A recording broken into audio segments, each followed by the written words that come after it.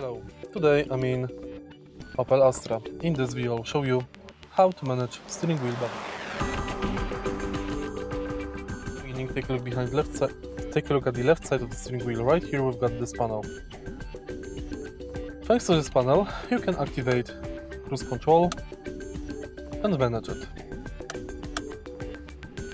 On the right side of the steering wheel we've got the panel thanks to which we can change volume of the radio, radio station, radio source. If you press this button, you will answer the call. If you press this button, you will end the call.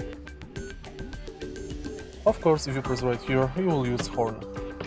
If you find this video helpful, please leave like, comment and subscribe.